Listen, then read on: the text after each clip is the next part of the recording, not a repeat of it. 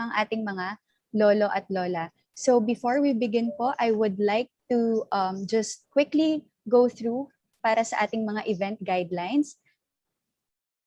So may we request all our participants to rename yourself to indicate yung agency or organization at ang inyong pong pangalan. We also like to keep your microphones on mute until you are engaged. You may use the raise hand function of the Zoom to be acknowledged. And may we request everyone to reserve questions until the question and answer portion of our town hall. And you may also use the raise hand button and wait to be acknowledged. You may also put your questions in our chat box and address them to specific speakers. May we also request everyone to turn off yung mga video po natin during discussions to save internet bandwidth and of course prevent distraction po. And we'd like everyone to stay present throughout the session. So good morning po, and I'm officially beginning po our event. To officially start po and welcome everybody, I'd like to call on our DOH Undersecretary Maria Rosette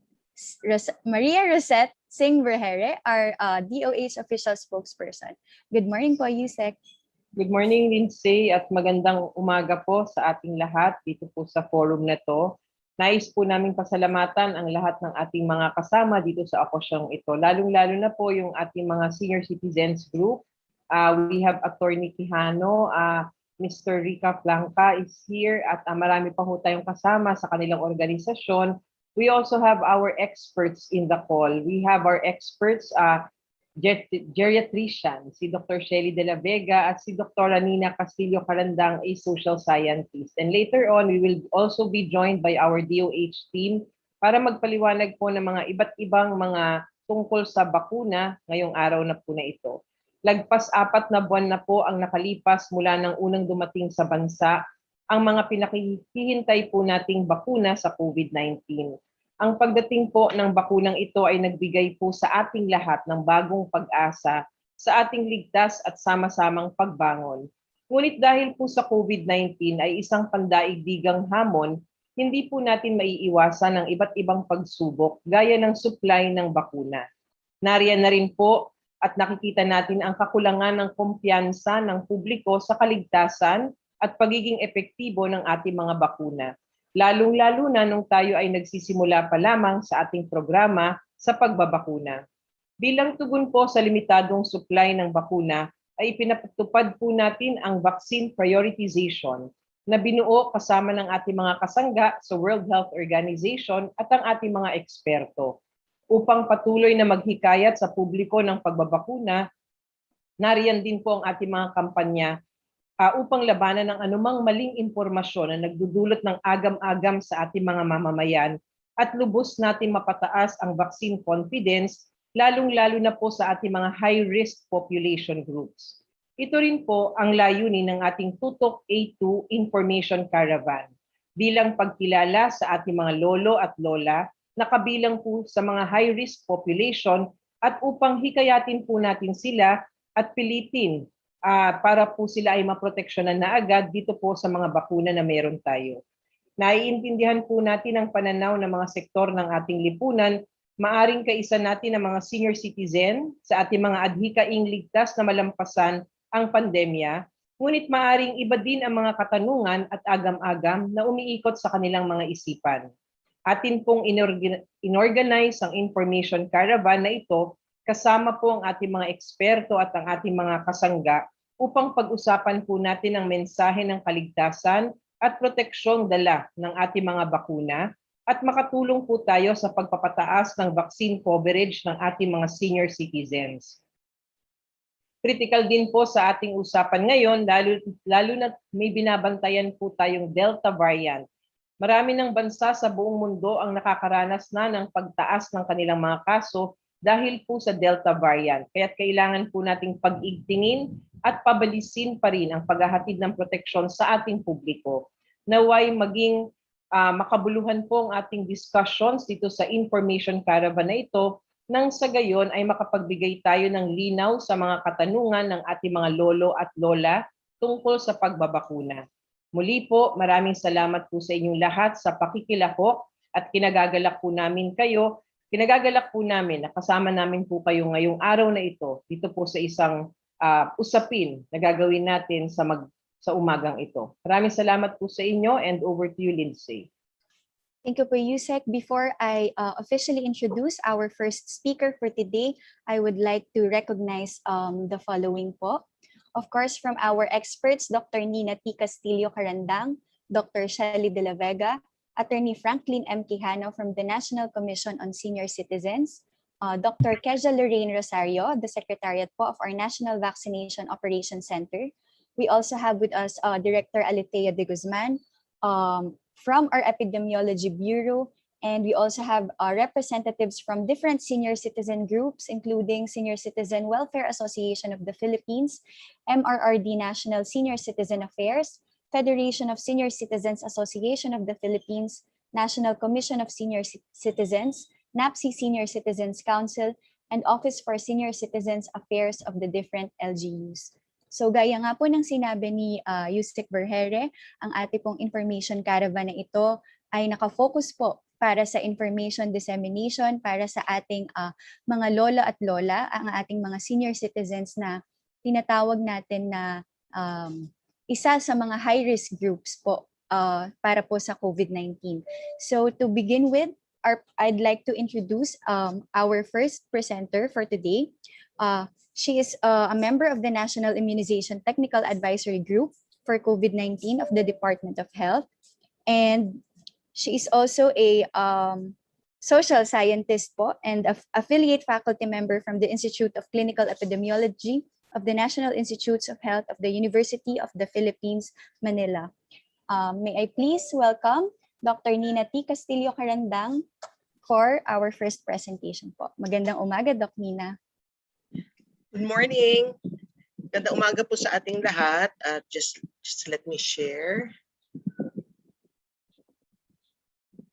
Kita mo na, Lindsay?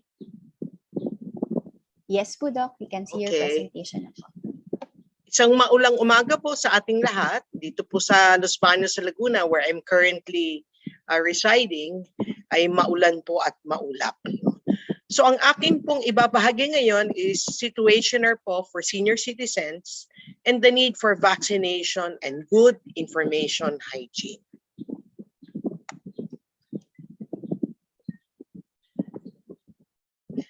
So ano po ang kalagayan po natin ngayon? We have over 1.5 million cases nationwide and about 13.74% are among seniors. So iba-iba naman hong klase ng COVID ang nadadatnan po ng ating seniors. Meron pong asymptomatic, yung wala pong simptomas. Meron naman bahagya lang po. Meron ding moderate, yung katamtaman po yung nakuha din ng COVID. At meron din naman po yung severe, yung malubha at saka yung critical. Pero sa awa po ng Diyos ay marami pong recovery. So 87.56 na mga nagkasakit na seniors, 207,000 po, ay naka-recover naman po. Sa kasawiang palad po is meron din po mga namatay na mga lolo, lola, tito, tita. So mga 17,000 po yun and that's 8.27% po ang namamatay na seniors dahil po sa COVID. Kung titingnan po natin, sa dami po naman ng mga namatay dahil sa COVID sa buong Pilipinas, 26,786. Tulad po ng sabi ko kanina po, 8.27% ay among the senior citizen cases. Mas dumadami po ang bilang na yan kung bibilangin nyo rin po yung senior citizens na nagkaroon po din po ng ibang mga sakit tulad ng hypertension, diabetes, cancer, kung ano man po yung mga sakit nila, nagiging 53.17%. So ano po ang gusto nating ipakita po dito na pag kayo po ay may katandaan na at meron din po kayo mga iba pa pong sakit, ay mas mataas po ang panganib na kayo po ay magkaroon ng malala o malubha na sakit ng COVID at unfortunately po, meron din hong pagkakataon o risk na maaari ding ikamatay po ito. So kung ihahambing po natin sa pangkalahatan, 1.77% po ang case mortality rate. So ibig sabihin po nun, sa dami po na nagkakasakit ng COVID, 1.77 po ang namamatay. Pero sa COVID, sa seniors po, it's 8 times more. So kung senior ka at kung meron pang comorbid, cancer, diabetes, hypertension, chronic kidney disease, kung ano man po yon, ay mas mataas po ang inyong risk na maaari po kayong mamatay dahil po sa COVID-19. Ito lang pong slide na ito ay nagpapakita ng number of cases po and total deaths and case fatality rate, yung bilang po ng mga namamatay dun sa nagkaka-COVID sa lahat po ng rehiyon ng Pilipinas. So nakikita po nyo na iba-iba po ang bilang ng kaso, bilang na namamatay at ang porsyento po ng namamatay kung ihahambing po sa dami ng kaso ng COVID-19 sa mga seniors po natin sa buong Pilipinas. So ito po, pinapakita po sa iba't ibang region po yan. Tulad po ng sabi ni Yusek Rosette kanina, is marami din po tayong hinaharap dahil sa mga variants. No? So ang ibig lang pong sabihin nito ay pag may variant po, lalo na po yung pinakabago, yung Delta, ay mas mabilis po siyang kumalat. So highly transmissible. Bakit po natin gusto itong labanan? Dahil maari pong kulangin ang ating healthcare system, kulangin po tayo ng mga kama sa ospital, kulangin din po tayo ng mga manggagamot na mag-aalaga sa atin. Ang aking pong panganay na anak at ang kanyang pamilya ngayon ay nakatira po sa Indonesia at sila po ay naka-lockdown na magtatatlong linggo na. Wala na pong mga ospital, wala na rin pong ambulansya, puno na rin po ang mga sementeryo po nila, pati na po ang kanilang crematorium. So yun po yung sitwasyon dahil po sila ay tinamaan din po ng iba't ibang variant. Ayaw po natin mangyari po yan sa atin. So ano po ang ating gusto dito sa ating pagbabakuna? So safe, ligtas po, equitable, pantay-pantay at cost-effective, sulit po ang pagbabakuna sa lahat ng Pilipino sa year 2023.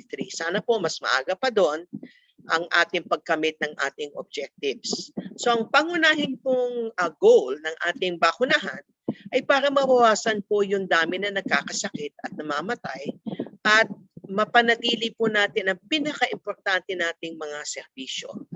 Kung sa larangan ng kalusugan, sa ekonomiya, sa iba't iba pong sektor natin, pati na po sa edukasyon.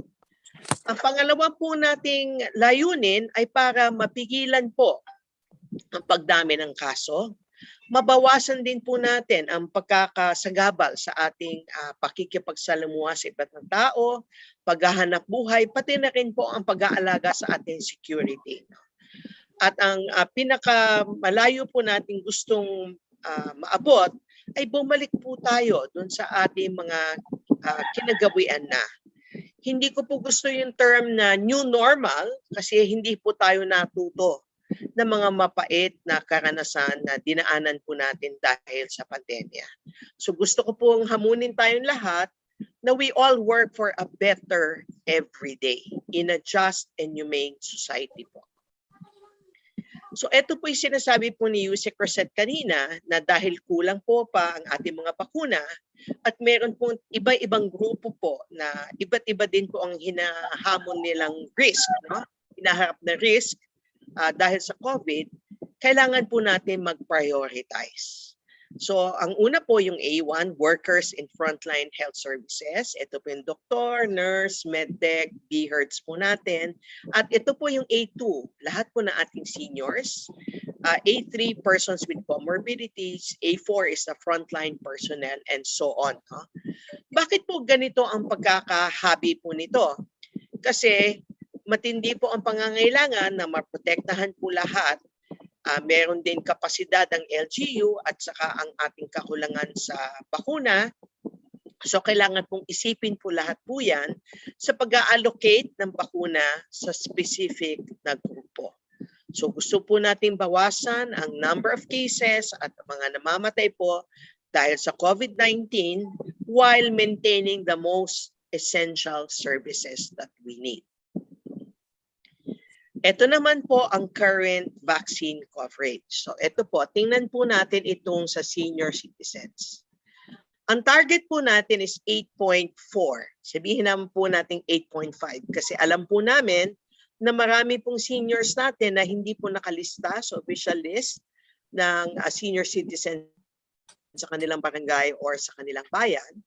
At dito po sa 8.5, the target na milyon, ay 2.7 pa lang po ang may unang bakuna at 1.197 po ang may pangalawang bakuna. So ang ibig po sabihin nito sa seniors, 32.5% pa lang po ang nakakatanggap ng first dose. At 14% lang po ang fully vaccinated. Ibig sabihin po, nakadalawang doses na po sila.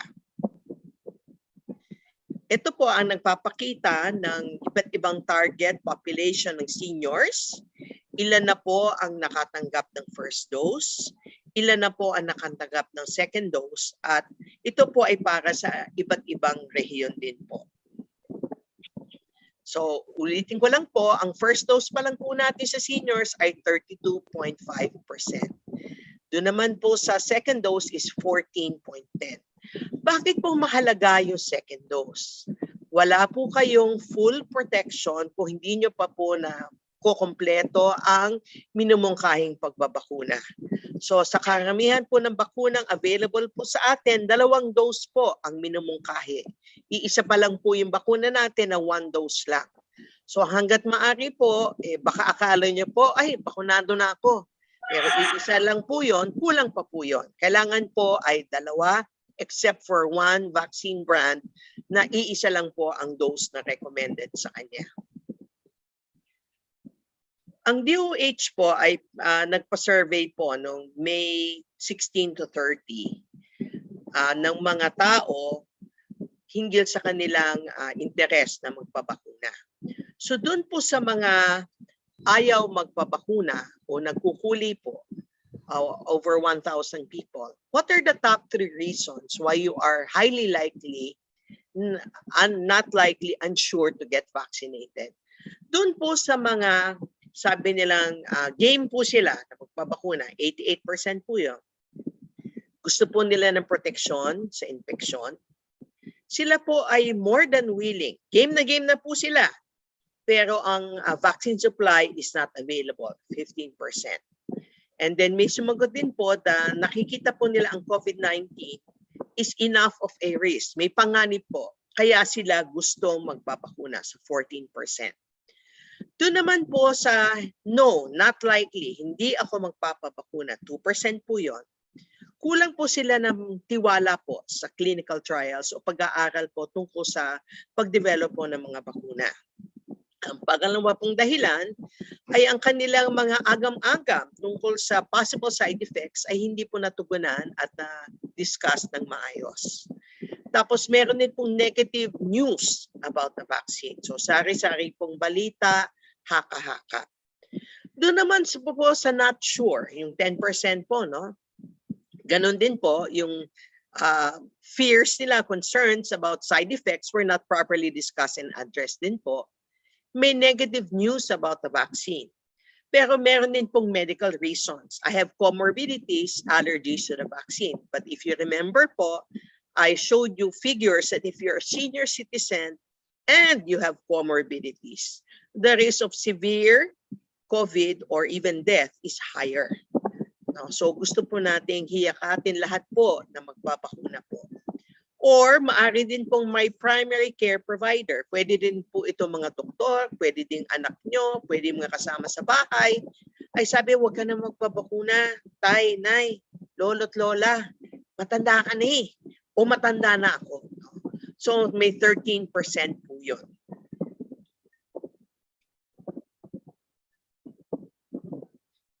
So ang kakulangan po ng sapat na impormasyon, no, ay isang dahilan kung bakit po nag-aagam-agam ang mga seniors natin sa pagpapabakuna. Doon naman po sa na-schedule na po pero hindi nakadating o nakabakuna na ng number 1 pero yung number 2 po ay hindi po natutuloy, Ang mga dahilan po galing sa National COVID-19 Vaccination Operation Center natin ay maari po nagkasakit po sila nung schedule nila, na-expose po sila sa someone who is positive for COVID at sila po ay nagko-quarantine. So ito po yung kadahilanan ng pag-defer nila ng schedule ng bakuna.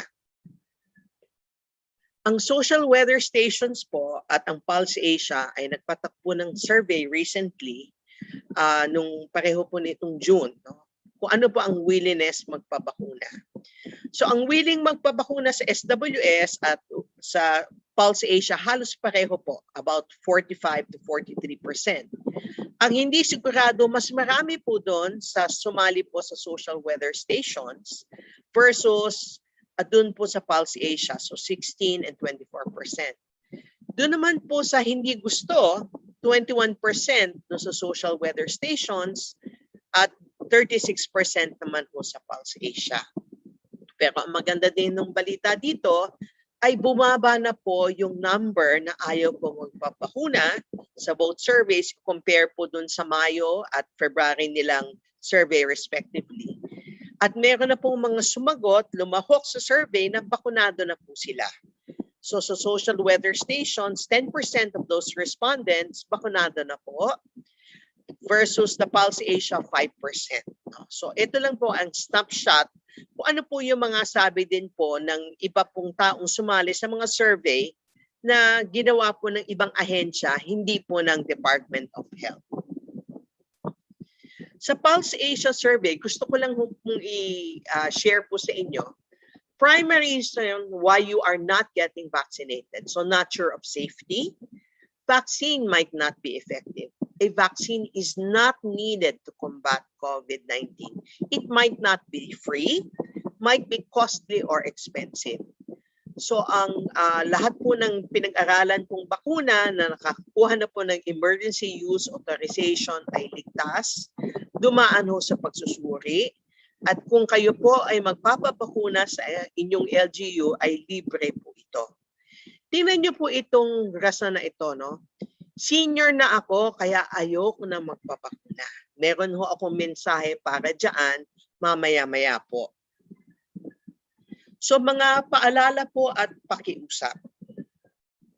We need to practice good information hygiene to help reduce the spread of false information. Ano ba yung information hygiene? Ang pag-share po natin, pagla-like, ng mga bali-balita na hindi naman po proven, wala pong ebidensya, or haka-haka lang, or an exaggeration. So we need to be proactive about what you like and share online to have a positive impact on others. Pag tayo po ay nag-like at nag-share, at nagkwento din tayo sa ating mga kaibigan, kapitbahay, kapamilya, may epekto po yon sa kanila. Kasi nakikinig po sila, lalo na po kung ang mga lolo at lola natin, tito, tita, atit, kuya, anong sasabi po noon. We have responsibilities as creators. Tayo po ang nagkukwento at sharers. Tayo po ang nagbabahagi ng impormasyon. So kailangan po natin ng information hygiene. Kung tayo po ay may personal hygiene, naliligo po tayo, nag-aalaga tayo ng ating katawan, kailangan din pong ganun din po ang pangangalaga natin ngayon sa gitna ng pandemya. Kasi meron din po tayong infodemic. Ang pagkalat po ng impormasyon na hindi naman po tama o wala pong basihan na ebidensya. So ito po yung SIFT model. Yung SIFT po ay yung pagsasala, no, sa Pilipino po. So stop, investigate, find, and trace. So pag kayo po ay nakatanggap ng bali-balita, kwento-kwento, nakakita po ng impormasyon, bigla kayo nagulat or nagalit kayo, nainis kayo, namangha kayo, hinto muna po kayo, baka naman ho exaggeration po yon, o kailangan alamin nyo pa muna kung ano ba talaga ang kwentong yon. Yung second po is investigate the source. So saan ba nanggagaling? Alamin po natin kung saan po nanggagaling ang kwento-kwentong pong ito. Tapos pangatlo po is find better or alternative coverage. Kung masyado po mukhang sensational or exaggerated po or kamangha-mangha o kagalit-galit, katuwa-tuwa ang balitang yon, kailangan po nating hanapin kung meron pang iba pang paliwanag, iba pang sources ng tungkol sa kwentong nakita po ninyo. At ang huli po is trace. Balikan po natin, sundan, saan ba nanggaling ang original konteksto ng kwentong po yon. So tandaan po natin, we have responsibilities as creators. Tayo po ang pinanggagalingan ng kwento and sharers of information. Responsibilidad po natin yon sa ating kapwa so that we have a positive impact on other people. Saan po tayo mag-check ng information? Ang DOH at marami pang ibang evidence-based and reliable sources tulad ng World Health Organization po ay marami pong impormasyon. So meron silang fake facts sa DOH, fake news, check the facts. Meron din po silang mga social media cards na nagpapaalala po sa atin ng mga tamang pagkilos po at tamang impormasyon. So ito po, nais ko pong ibahagi sa inyo ang aking pulso framework, love kita, halina, at magpabakuna. Kailangan pong pulsuhan natin ang ating sarili, ang ating mga kasama, kausap, kapamilya, kapitbahay. Alamin ang mga agam-agam at katanungan. Tugunan po natin ang mga katanungan na ito. Makipag-usap po tayo, makipagdialogo, at yakapin po natin. Kailangan po tayong physically distant but socially connected. So virtual hug na lang po or pakaway-kaway na lang or fist bump po tayo, no? Bakit po kailangan natin gawin lahat po ito? Para meron tayong vaccine literate and vaccine protected public. Kailangan alamin po natin kung ano pang bakuna ang inaalok sa atin bago natin pasyahan na tayo po ay tatanggap ng bakuna. Para po lahat tayo ay protektado laban sa COVID-19. Ang bakuna po ay dagdag lang na proteksyon. Kailangan pa rin po mag-physical distancing, mag-mask, mag-face shield po. Lagi po sinasabi yung mask po ay hindi kwintas. So dapat po tama ang pagkakasuot. Ang face shield po ay hindi headband. So dapat din po tama ang pagkakasuot. Hugas din po tayo ng kamay. At tayo po ay kumain ng maayos, ng nutritious na food, at mag-ehersisyo din po tayo. So ang pagbabakuna po is an act of love. No? Mahal ko ang sarili ko, pamilya ko, kapitbahay ko, lahat po ng kasalamuha ko. It is also an act of citizenship. Pilipino ako. Gusto ko din protektahan ang kapwa kong mamamayan. Maari din pong global citizen ka. Ikaw ay wala po sa Pilipinas, nakikisalamuha ka sa mga dayuhan, ganun din po, makibahagi po kayo sa proteksyon ng lahat. At kailangan po nating makiisa. So solidarity po sa gitna ng pandemya. Hindi po kakayanin ng gobyerno mag-isa po lahat ito. Kailangan pong sama-sama tayong lahat sa ating pagkilos. So please consider having yourselves vaccinated pag eligible po kayo at pag meron na pong available supply.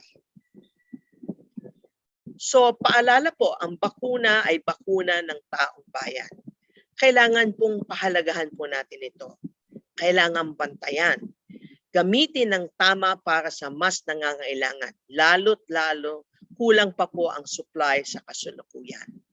Ang bakuna po ay karapatan natin bilang mamamayang Pilipino. Hindi po ito regalo ng isang politiko. So ito po ay binayaran po natin, pinangutang pa nga po natin. No? So ang kalusugan po ay fundamental human right. So karapatan natin bilang tao, bilang mamamayan ng Pilipinas.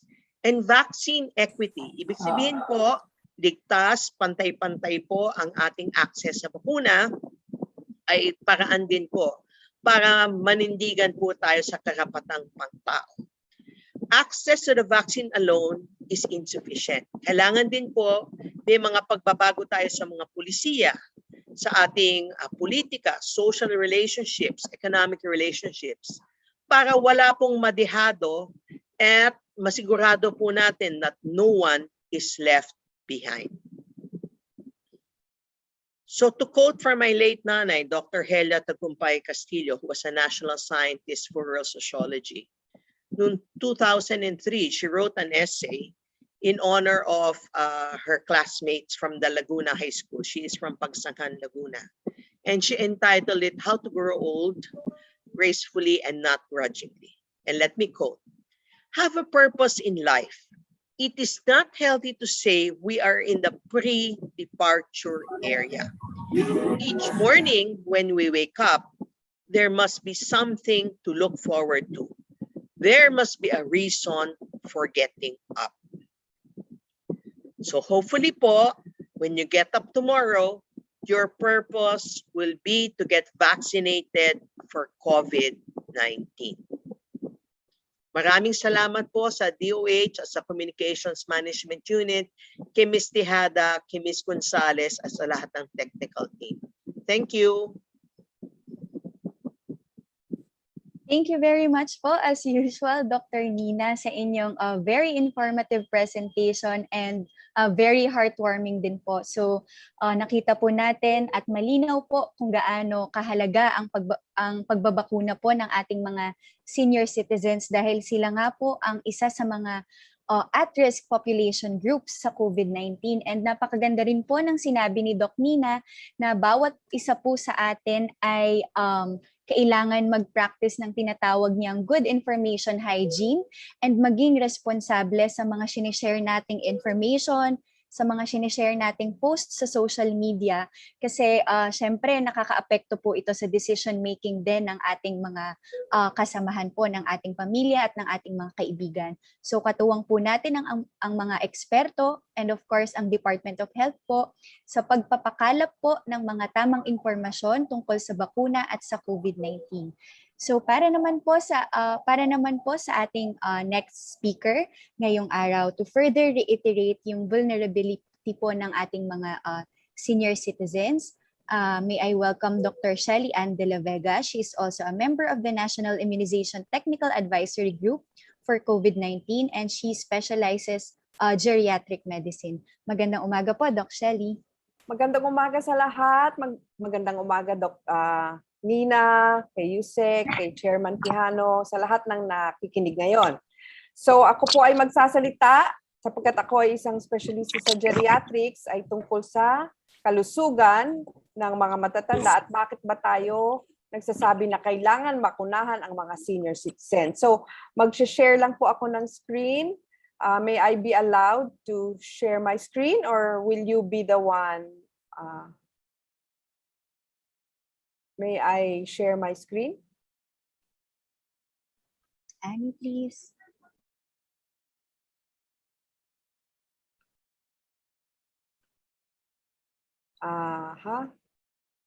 Disabled pa rin ako sa screen share.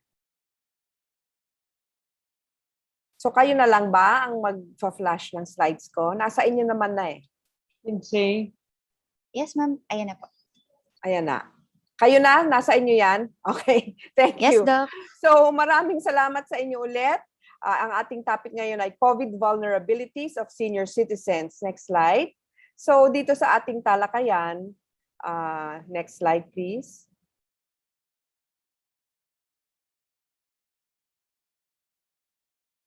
Next slide. Okay, ako po ay miyembro ng NITAG at naging presidente po ako ng Philippine College of Geriatric Medicine at ng Philippine Foundation for Vaccination. Next slide. So, pag-uusapan po muna natin ang aging at ano ba yung kahinaan na tinatawag na frailty at ano ba ang healthy aging kasi kailangan natin maintindihan ang ating goal which is healthy aging bago natin masabi na ito ang ating dahilan kung bakit dapat mabakunahan ng mga senior citizen. Saka natin pag-uusapan kung bakit kailangan mabakunahan ng ating mga senior citizen, ano mga benepisyo nito at mga simpleng paraan kung paano maiwasan ng COVID. Next slide. Okay, ito po ay ang listahan na dumadami na po ang ating senior citizen. Meron na tayong National Commission, di po ba? Halos mag 8 million na, baka 9 million na nga po ito based on 2015 pa po ito. Next slide. At ito po ang mapa natin kung saan naroon ang pinakamaraming senior citizen sa bansa. Number 1 po ay ang Region 4A, no? Pangalawa doon ay Region 3, pangatlo ang NCR, pang-apat ang Region 6, at pang-lima ang Region 7. At sa Mindanao naman, pinakamarami doon ay ang Davao City. Kung malalaman po ninyo, ito rin po ang mga lugar sa Pilipinas kung saan napakarami ding mga COVID at namatay na mga senior citizens dahil sa COVID, no? Dahil nandyan sila halos. Next slide. Opo. So ito naman ang kadahilanan kung bakit ba nagiging prone sa infection na COVID ang ating mga seniors. Ang tinatawag po namin dito ay immunosenescence. So yung immune system po ay tumatanda, no? Yun po ay katotohanan, hindi po natin yan maiiwasan. Bukod po sa pagtanda ng senior citizen immune system, nadadagdagan po kasi ang mga tinatawag nating mga comorbidities. Ito yung mga sakit gaya ng sakit sa puso, sakit sa baga dahil sa paninigarilyo, cancer, no? Diabetes, lubhang pagkataba. Yung mga comorbidities po ang nakakapagpalala ng simptomas at komplikasyon ng COVID ng ating mga seniors. Hindi lang po dahil sa kanilang edad. Bukod pa doon, kapag tumatanda po kasi tayo, ang simptomas po ng infeksyon sa baga, kuminsan ay hindi natin napapansin na grabe na pala. Yun po ang mahirap pagka nagka-infeksyon sa baga ang isang matanda or tinatawag na pneumonia. Dahil ang pneumonia po kuminsan sa matanda, wala naman silang lagnat, wala silang ubo. Di po ba? Kahit itong mga nako-COVID nasa ospital, nalalaman na lang na may COVID dahil na X-ray. Pero ang simptomas po ay nawalan lang ng gana kumain or tumamlay lang si Lolo, Lola, or biglang nabalisa, no? Hindi na niya alam kung nasaan siya. So yun po yung mga simptomas na may pneumonia na pala pero hindi natin na iintindihan dahil ang simptomas nila ay kakaiba sa mga kabataan na laging may ubo, laging may lagnat at laging may pulmonya o na may plema sa dibdib. Ang simptomas din po gaya ng sinabi ko ng lung infection or pneumonia ay laging mas malala. Kuminsan po kasi kahit na may antibiotic na po at tama naman yung antibiotic, hindi na po talaga gagaling. Dito po nagkakaroon ng problema lalo na yung tinatawag nating pneumococcal bacteremia na kumakalat po ang pneumonia, bacteria, hindi lang po sa baga kundi sa dugo. No? At napakarami pong namamatay pag ito ay nangyari na. So ang sinasabi po natin ng mga espesyalista sa senior citizen at sa mga infectious disease, mas mainam po na ma-prevent, no? Prevention is better than cure kasi oras na kumapit na po ang infeksyon sa baga, maaring kumalat sa buong katawan, sa dugo, sa utak, no? At kuminsan hindi na rin po gumagana ang antibiotic kung gano'n ang nangyari. Next slide. So, dumako naman po tayo sa healthy aging dahil ito po ang kagustuhan natin habang tayo ay tumatanda, no? Na habang tayo ay may edad na, tayo ay may functional ability pa rin. Yung functional ability na yon, yun yung gusto nating gawin ay kaya pa nating gawin kahit na tayo ay may sakit, no? At ito yung mga gawain na may importante sa atin, sa ating goal, sa ating buhay, importante sa ating goal sa pamilya natin, sa komunidad natin. At ito ay sinasabi nating ang healthy aging ay talagang nakaangkop sa well-being or wellness or quality of life, no? So tayo po ay tumatandang lahat, pamula nung ating kabataan hanggang sa tayo ay tumanda. So dapat pinangangalagaan po natin ang ating okay, mute.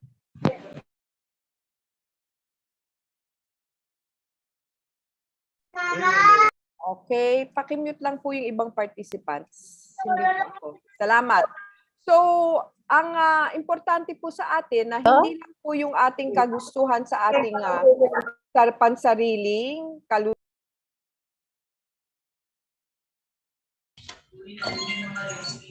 Hello? We'd like to remind everyone po na makikip-mute po muna yung ating mga Zoom accounts para po malinaw po ang ating speaker. Thank you very much. Okay na tayo? Alright. Can you hear me? Yes po, Doc. Clear Okay, na po. thank you. So itong healthy aging po ay hindi lang yung ating pansariling pagtanda, gaya ng sinasabi ko kanina, meron tayong immunosenescence, pero yung ating kapaligiran, ang environment natin, pati na rin ang health system natin ay sumusuporta sa ating malusog na pagtanda. Next. Next slide. Okay. Ito po kasi ang nangyayari habang tayo ay tumatanda. Pag nakikita niyo po itong ating pulang line, bumababa po talaga ang ating intrinsic capacity habang tumatanda po tayo. Ang functioning po ng isang tao ay talagang bumababa habang nagkakaedad na. Pero oras na nagkaroon ng isang sakit na malubha gaya ng COVID, talagang matindi ang pagbagsak sa ating functioning or functional ability. In contrast, may mga tao naman, itong blue line na ito na nakikita niyo sa taas, na kahit na nagkaroon sila ng infection o matinding sakit, ay patuloy pa rin silang nagiging functional, highly functional. Matipuno pa rin sila at kaya pa rin nilang gawin ang gusto nilang gawin. Ano kaya ang sikreto nitong mga nasa blue line na ito? No? Ito ang tinatawag natin na mga suporta na galing sa environment, suporta sa health system. Ganun na rin ang bakuna. No? Ganun na rin ang bakuna para kahit na tayo ay nagkaroon ng COVID, hindi bagsak agad ang katawan natin. Kung hindi, patuloy pa rin tayong nakakagawa ng ating gustong gawin. Yan po ang gusto natin sa ating pagtanda. Next po. Okay, so ito po ang ating gusto. Pag sa ating healthy aging, ay dapat mabawasan po yung ating non-communicable disease gaya ng nabanggit ko, high blood, diabetes, cancer, lung disease, kidney disease, no? Maibsan ito, matugunan agad. Nandyan din po yung tinatawag nating primary prevention and secondary prevention kasi prevention po is always better than cure. And primary prevention, kasama po doon yung hindi pa kayo nagkakasakit, wala pa kayong simptomas, no? Gaya ng healthy lifestyle, healthy diet. Pero kasama po dito sa primary prevention, napaka-importante sa lahat ay ang pagpapabakuna. No? Next po. Next slide po. So ito po ang primary prevention na list, lifestyle, and vaccination. So fitness, healthy nutrition, stop smoking, limit alcohol. Pero again, bakuna po, napaka-importante. Next po. Secondary prevention naman, nandiyan naman ay okay, meron ka na siguro mataas na siguro ang blood pressure mo, magpa-check up ka na ng BP mo, ng iyong blood sugar, tuloy mo pa rin ang pag-ehersisyo, pag ikaw ay mataba, magbawas ng timbang at uminom ng gamot, no? Na kailangan mo. Ganon din po, napaka-importante na tuloy pa rin ang ating pagkonsulta sa ating mga doktor. Meron na po tayong mga teleconsultation, mga clinic at saka home visit. Yun po ang ating secondary prevention para hindi na po tayo magkaroon ng malalang sakit. Alright, next po. So itong importante sa ating healthy aging and age-friendly environment na meron tayong social support. Nagkakaisa tayo dahil kapag ang isang tao ay mag-isa lang at walang kasama, no, walang nakikialam kung maganda ba ang kanyang kalagayan, lalo pong namamatay agad ang mga taong yun eh. Protection from violence and abuse, education and literacy, nabanggit din ni Dr. Nina sa kanyang pagtatalakay, yung napaka-importanting yung information hygiene, hindi po ba? At participation din po sa volunteerism, mentoring, at alam ko kayo na nandito ngayon, na nakikinig, kayo po ay mga volunteer, mga mentors, meron po kayong tamang pananaw sa inyong pagtanda. Ganon din po importante sa atin ang accessibility na makarating tayo sa kailangan nating puntahan, makarating tayo sa bakunahan, no? At may bakuna na available. And spaces to walk and be active. Kaya unti-unti, alam natin si Chairman Quijano, mga senior citizen, talagang pinaglalaban itong makalabas na sa bahay para makapaglakad at makapag-ehersisyo na sapagkat napaka-importante po nito sa ating healthy aging. Next po. Okay, so dumako naman po tayo sa salitang frailty sapagkat ito po ay napaka-importanting bagong konsepto pag pinag-uusapan natin ang vulnerability ng tumatanda.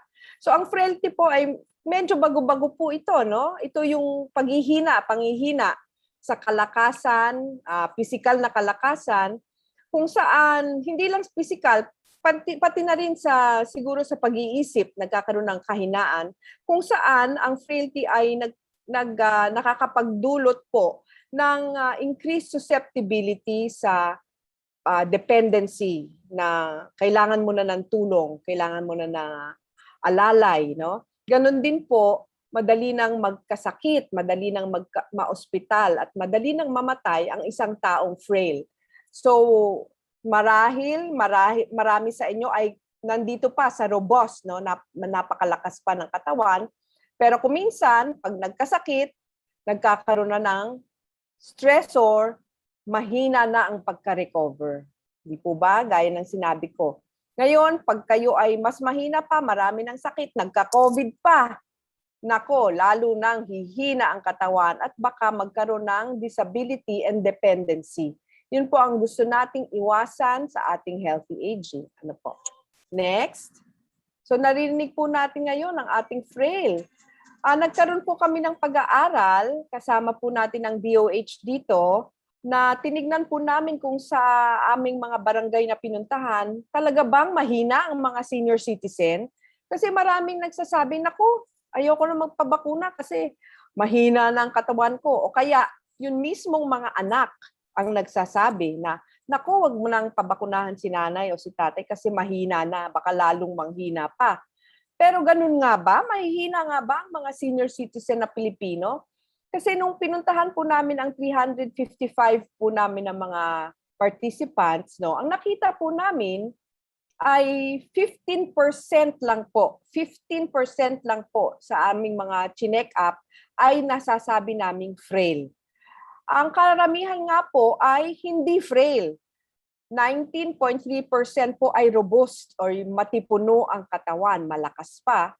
Pero ito po ang nakita namin, 60.5% po were pre-frail.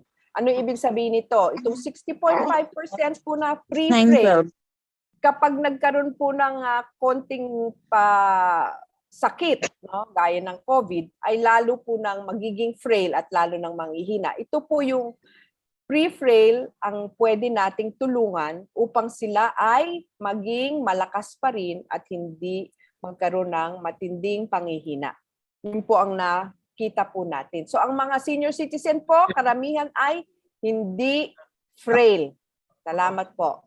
Next po ang ating titignan. Bagaman, maraming ang Pilipino ang hindi frail, alam naman natin at pinakita na ang slides kanina ni Doc Nina, na marami sa mga senior citizen habang tumatanda ay mas namamatay sa COVID. Hindi na po natin yan uulitin, no? 8 times po, 81.15 out of 100,000 ang risk of death sa mga Pilipino oras na sila ay 65 and older na. Alam natin yan, sila ang pumupuno. Kayong mga senior citizen, siguro may mga namatay na kayong mga kaibigan. Kami pong mga doktor, yung mga senior citizen namin na mga doktor, ang unang mga pumanaw, no, dyan sa COVID. So nakakalungkot po ito. Next. So bakit? Gaya ng sinabi ko, dahil marami sa senior citizen ay may comorbidity na. At doon sa aming nakitang pag-aaral na tinatawag natin na fit for frail, karamihan po sa mga senior citizen ay may high blood, 55.6%, kalahati halos, diabetes, sobrang katabaan o obesity, mga naninigarilyo, at yung tinatawag nating social frailty. Social frailty kasi po sila ay kuminsan walang nag-aalaga sa kanila, 4.2% po ang mag-isa lang, at nangangailangan na ng caregiver ay 15.6%, lalo na yung mga edad 80 pataas. Okay, next slide. So bukod pa doon, no, yung na-ospital at namamatay, ang pinaka nakakapanghina po sa lahat, yung tinatawag natin na long COVID. Long COVID po, yung simptomas ng COVID ay tumatagal ng higit sa 6 na buwan. Hindi po bumabalik sa normal, nagiging frail po, nagiging frail dahil sa COVID. At itong mga example po ay nakalagay dito po. Meron pong mga psychological, no? Psychological dahil sa tindi ng pagkalungkot, may namatay na kaibigan, kamag-anak, asawa, no? Yung tinatawag na post-traumatic stress disorder. Itong post-traumatic stress disorder, kadalasan po ito sa mga survivor ng war, di ba? Yung mga Vietnam War, naririnig natin to. Pero pagka nagka-COVID para, nagkakaroon din ng PTSD. At sila po ay nagiging masyadong nininervyos. Takot na takot, parang naiisip nila yung mga nangyari sa kanila sa ICU. Meron silang mga tube sa katawan at madaming mga injection ng mga masasakit na mga suwero, no? So na-anxious sila pagdating diyan. Hindi sila makatulog, no? Ang kanilang pag-iisip ay kuminsan ay lumalabo, parang nagkakaroon ng demensya, no? Temporarily, yung memory nila naapektuhan pagkatapos ma-COVID. Sa physical naman po na simptomas ng long COVID, matagal nang na-COVID ay hinang-hina pa rin, hindi pa rin makahinga, no? At masasakit pa rin ang mga buto-buto. Meron po akong mga pasyente na nagka-COVID at hindi pa rin makakain kahit ilang buwan nang tapos nang magka-COVID, no? So yun po ang nakikita namin sa mga pasyente naming matatanda na nagka-COVID. Marami po silang persistent symptoms. Next po. So definitely po, ang ating pagbabakuna ng ating senior citizen ay makakapagbawas ng komplikasyon gawa ng COVID. Makakapagtrabaho pa rin kayo, no? Lalo na yung mga may trabaho pa ngayon,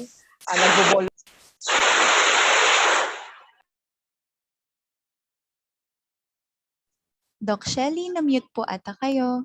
Oo, kasi pag na-mute yung maingay, pati ako na-mute. Okay. So, makakapagtrabaho pa rin po kayo, no? Alam ko marami sa inyong may trabaho at gustong magtrabaho pa, mapoprotektahan din po ang ating mga kasama sa bahay pagka kayo ay mabakunahan at lalong-lalo na ma-attain natin yung tinatawag nating healthy aging. Next slide. Okay, so ito na po, kapag kayo ay nabakunahan bago magka-COVID, kahit nagka-COVID, ay ang function ninyo ay mas mainam po kaysa sa hindi nabakunahan. Okay? Okay. So, ito naman po ang challenges na kailangan nating matugunan sapagkat ito rin po ay parang vulnerability din, no? Systemic vulnerability. Next slide. Okay. So, gaya ng sabi ko sa inyo, itong mga nabanggit ko, social support ang ating kailangan pag nawala ito or ageism, yung mga kamalian na sinasabi, ay matanda ka na. Ageism po yun, bawal po yun. Hindi porke may edad na ay hindi na dapat mabakunahan. No? Low education, ang ating mga lockdown. Di po ba ang mga lockdown po natin, nakakapanghina yun ng katawan eh. Kaya as soon as possible sana, mabawasan na ang isolation natin. Access po and safe spaces. Next. Okay. Ito yung nabanggit na ni Doc Nina. Meron din kaming mga survey at small group discussion na tungkol dito. So bakit ayaw magpabakuna? Madami pala ay ayaw ng anak na bamakunahan ang kanilang mga magulang dahil may edad na. So ageism po yun, ha? Kasi maling pagkakapaniwala, paniwala na ang na mga magulang nila ay mahina na. Meron din pong mga takot sa karayom, no? Meron din pong mga ibang doktor na nagsasabi na ay matanda na yan. So ito po ay ageism lahat po ito. Next slide. Okay, so magpabakuna po ang mga senior. Yun po ang pinaka-importante sa lahat. Lalong-lalo na ang mga senior na may high blood, diabetes, sakit sa puso, sakit sa kidney, may sakit sa baga, pati po ang mga may cancer na senior citizen, mas lalo po kayong kailangan mabakunahan. Next slide. Pero tuloy pa rin po yung apat dapat, face mask, face shield, physical distancing, air circulation or ventilation, and limitahin po natin ang pagsasama sa maliit na lugar o lugar na hindi maganda ang daloy ng hangin. No? Ito po ay kailangan pa rin natin bukod sa bakuna. At healthy aging po kasi kailangan po natin pangalagaan ang mga sakit natin, no, na nabanggit ko kanina. Next. So salamat po sa inyong lahat. Ito po ang aming website at Facebook link. Maaari po nyo kaming tanungin doon. Salamat po. Maraming salamat po, Doc Shelly, sa inyong presentation. So ngayon kasama po natin ang ating mga partners from the local government units, kasama po hanggang sa barangay level po. So sana po ay matulungan niyo po kami para mas maipalawanag pa po sa ating mga senior citizens ang kahalagahan kung bakit po kailangan nilang magpabakuna agad-agad para po maprotektahan sila, of course, sa severe COVID-19. And of course, kumpletuhin po ang doses at lahat ng bakuna ay safe at effective po para sa ating mga senior citizens. Thank you again, Doc Shelly. And gentle reminder po para sa ating participants, may we request everyone to mute po muna their microphones para po clear ang ating mga presenters. So para po sa ating last presentation for today, before we proceed to our question and answer po, I would like to welcome Dr. Kezaya Lorraine Rosario. She is the Secretariat po of our National Vaccination Operation Center or NVOC. Para po bigyan po tayo at paalalahanan po tayo ng yung mga iba't ibang advisories po na ibinababa ng ating NVOC po sa LGUs to guide our local vaccination sites po.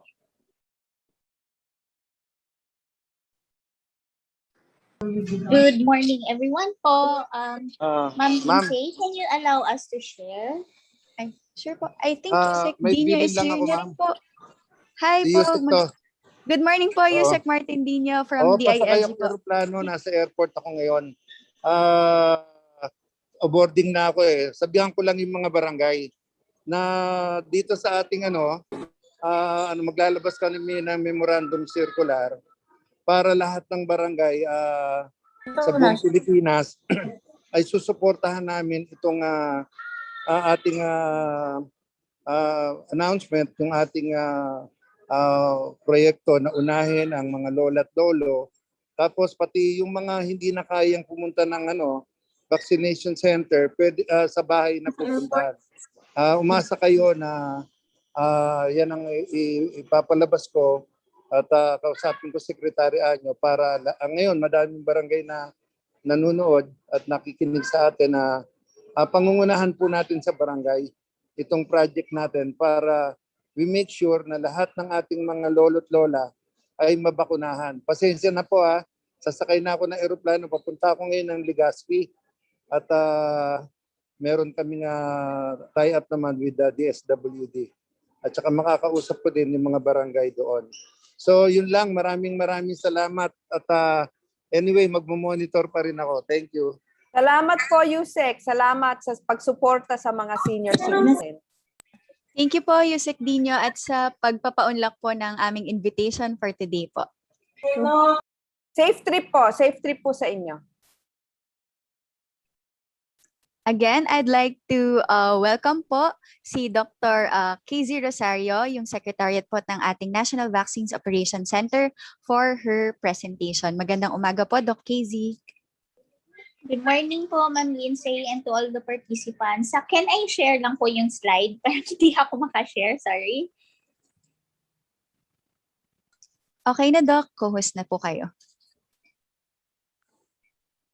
Okay, good morning once again. So in behalf of Undersecretary Mir Nakabotahe and the National Vaccine Operations Center, we are very privileged not to be here with you and to have this town hall especially sa ating mga senior citizens, and also to focus our efforts on the vaccination of senior citizens. So as Ma'am Lindsay had said a while ago, I'll be talking on the NVOC advisories that we have cascaded, no, to emphasize bakit kailangan talaga natin i-ensure yung pagbakuna ng ating mga senior citizens.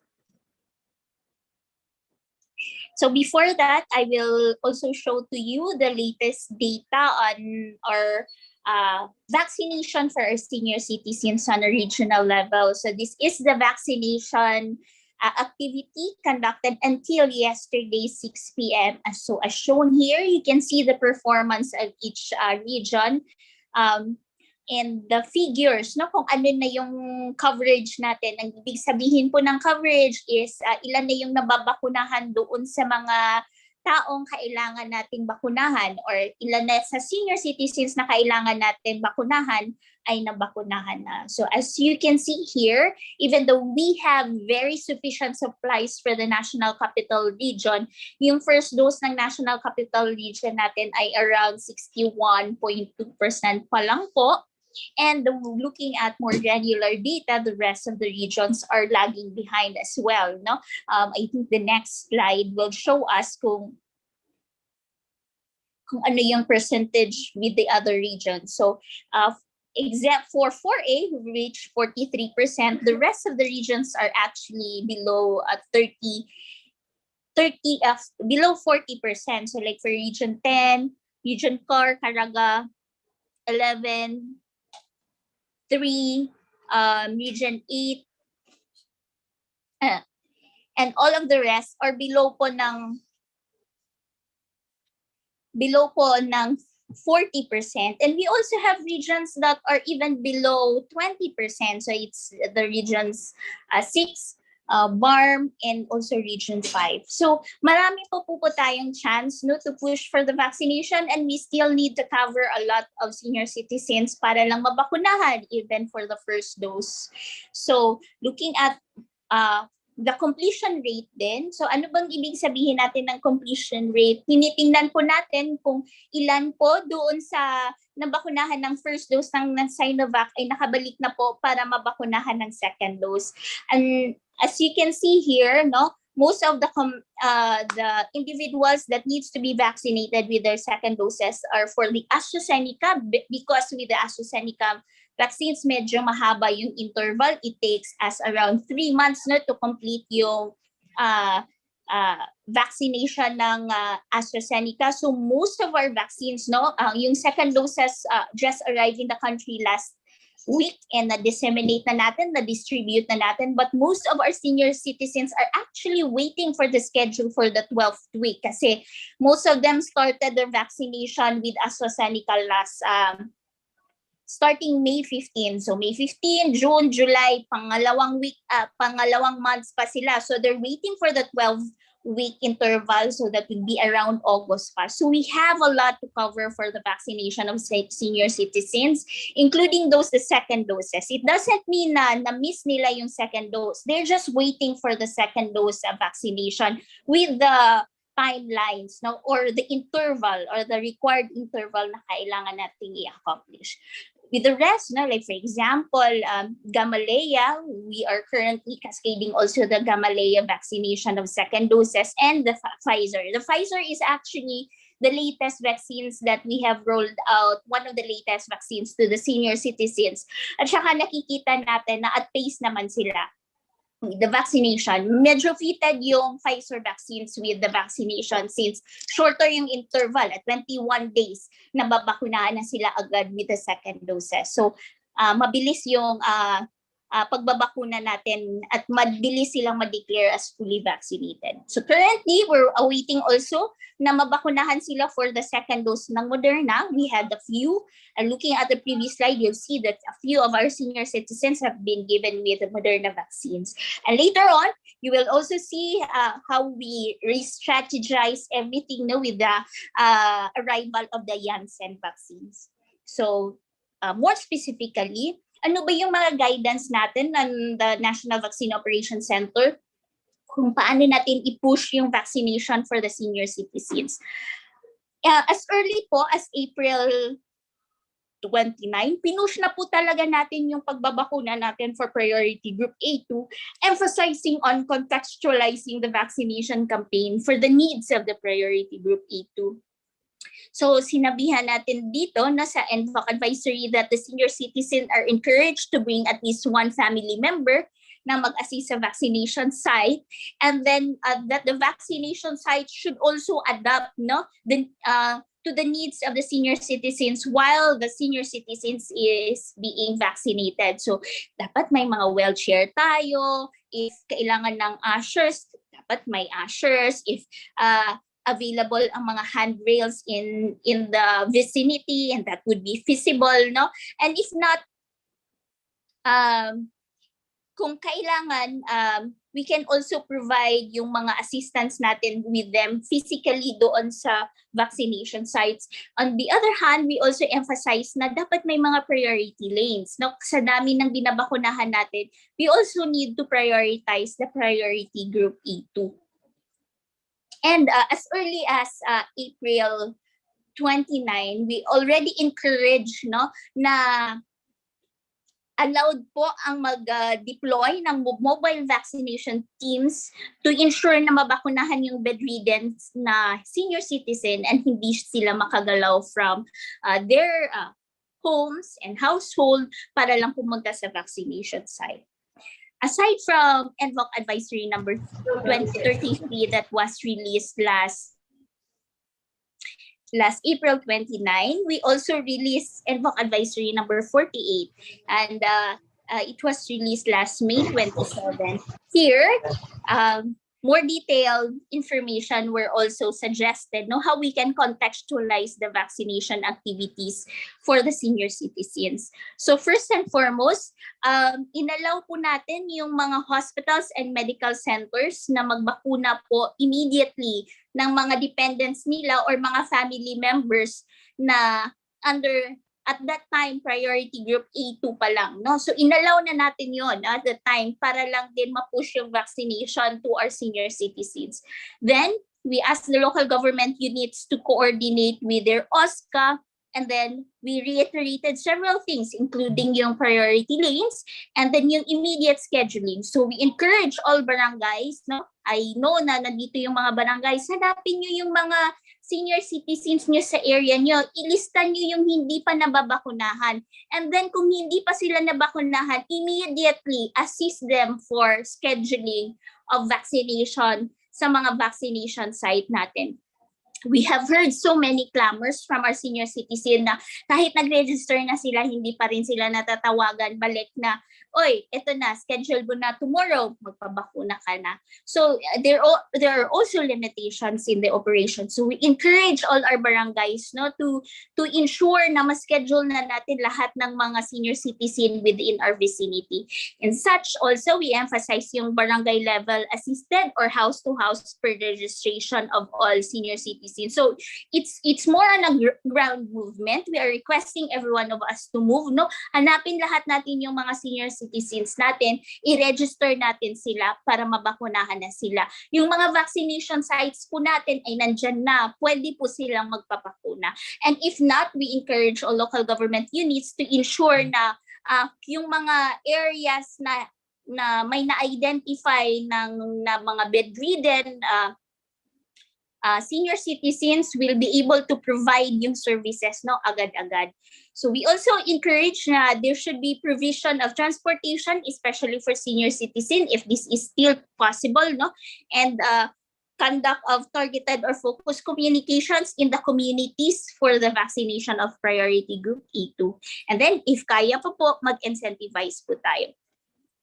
In connection with that, we also released a department memorandum 2021-0286, focusing on the Tutok E2 strategies. So lahat po ng strategies po nandoon ay naka-detailed na po sa department memorandum, including the emphasis on how to deploy the mobile vaccination teams and how to conduct po yung mga fixed post, temporary post vaccination sites. So what do we mean by temporary post vaccination sites? So these are the posts that we can establish in a nursing home, in a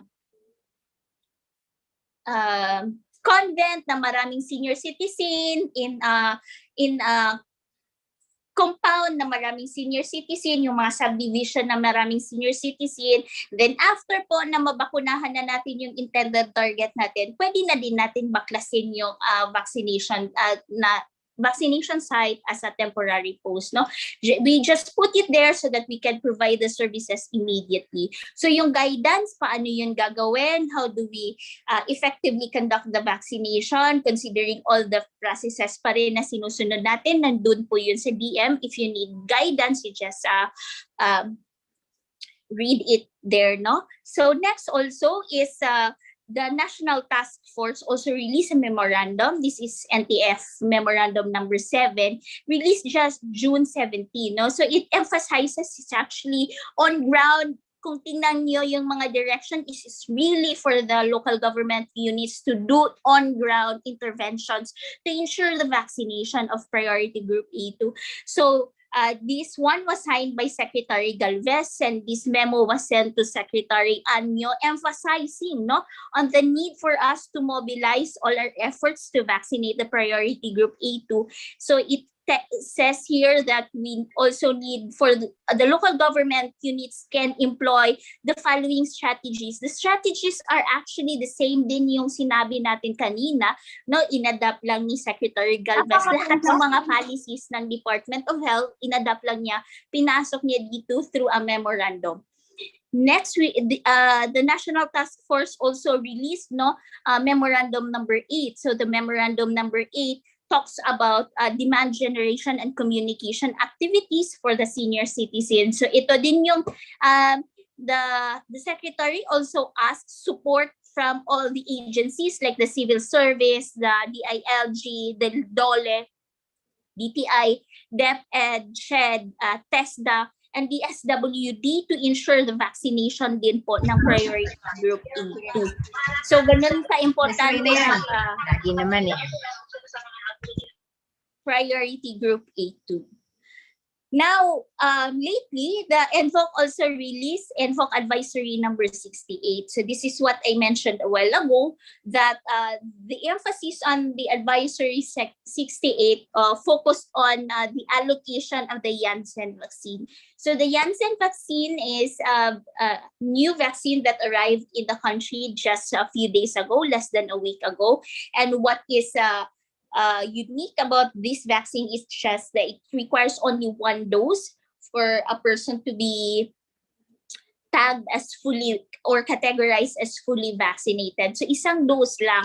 So what the National Vaccine Operations Center did was to ensure that this commodity, this vaccine, should be focused on vaccinating the unvaccinated priority group A2, and to ensure na ito yung mga areas na mabigay yung mga bakuna na ito. So coupled with this is we also deploy this to all local government units and ensure na yung mga priority group ito sa lalayong lugar or even those in high risk and dense areas and the GIDA areas will be provided with this type of vaccines, no? Kasi yung nahihirapan sometimes yung vaccination team to reach the furthest na mga areas natin, and with the 2 dose, no, medyo mahirap na bumalik pa doon, and sometimes with all the logistical and operational needs and details that needs to be arranged for the vaccination sa GIDA areas, yun yung mga complexities on the vaccination. However, with this, since isa lang po siya na dose, easier po siya para sa ating mga vaccination teams and also for the operations ng local government units. So in coordination with this directive is cascaded to all the local government units, and what we will do from now on until the end of July is track the implementation of the priority group A2 of all local government units. So we will be closely monitoring the implementation of all local government units at the national level. We have coordinated closely already on the mechanism how to monitor and coordinate yung vaccination ng A2, no? And we will discuss this on a daily basis from 8 to 9 Mami, PM, umilaw. no? kung ano yung mga kailangan natin para i-push yung vaccination ng priority group A2. We are also focusing our efforts in the National Capital Region. We are conducting several hand-holding sessions directly with the city health officers and the city health offices, led by the Metro Manila Center for Health Development, and we will also conduct several regular meetings with them to ensure na mabakunahan na yung remaining nila na mga priority group E2 and what interventions we can implement across these cities po. So I think I don't need to run down the Tutok E2 strategies. These are also included already in the policies that I have mentioned. So we will share these slides with you, and these are also incorporated in the policies that we've mentioned, and however, before we end, this was our target like 2 months ago on how we can push for the vaccination of priority group A2. So primarily, beforehand, we aimed that we need to cover at least 95% of priority group A2 by the end of July 2021. And the next was to vaccinate 70% of the remaining priority group A2 and 40% of the priority group A2 in the remaining regions until sana July 15. Konti lang yung naka-reach nito. It is only CHD4A. Yung iba, ang NCR hindi din naka-reach ng 70. The rest of the regions hindi din naka-reach ng 40. However, may ano na tayo na with the availability of the 3.2 vaccines, I think we can push for this. At least we can catch up for the 40% and of the other regions and also 70% on NCR. Ito lang muna yung ini-aim natin, Medyo malayo na yung 95 for the end of July. But ito muna yung kina-concentrate natin, yung 70 and 40. Hopefully, we can reach this even though we're delayed by a few days. So ito yung titingnan natin. And we hope na yung sinabi namin kanina na sana sa ngayon, all of the senior citizens have already been pre-registered, and sana nakaschedule na sila. At ang hinihintay na lang po ay mabakunahan sila. So yun po lang po yung mga ini-envision natin, at yun po yung pinupush natin as of the moment, until matapos yung July 31. We hope na we can protect the most vulnerable population, and these are really our senior citizens, with the incoming threats that are surrounding us in our country, especially with our COVID pandemic. We hope also that we can catch up in protecting those who are vulnerable. These are our loved ones, these are our family members. So pag-ingatan natin yung sarili natin and ensure natin yung protection natin among our family members. Maraming salamat po. Thank you. Over, Ma'am Lindsay. Maraming salamat po, Doc KZ, sa pag-emphasize ng mga advisories natin para sa vaccination advisories natin para sa ating mga senior citizens.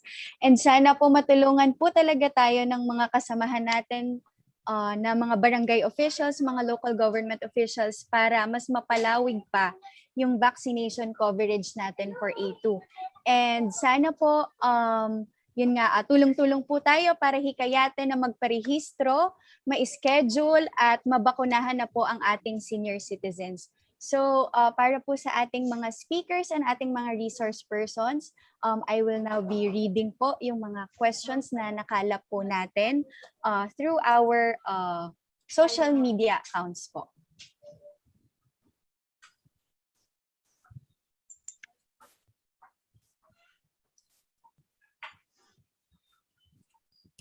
I'd like to direct the first question po to Dr. Nina Carandang. Doc Nina, may question po ang ating isang Facebook user. Marami daw pong senior citizens na ayaw magpabakuna. Katwiran po nila, matanda na daw po sila. So pipilitin po ba natin sila at bakit hindi na lang daw po yung mga workers kasi sila din naman po ay in danger? Salamat po sa tanong. Like I shared po kanina, and which Dr. De La Vega also emphasized, ang risk po of severe disease and unfortunately death among seniors, especially pag may comorbids po kayo, hypertension, diabetes, cancer, kung ano pang sakit, ay 8 times higher po than among the other age groups.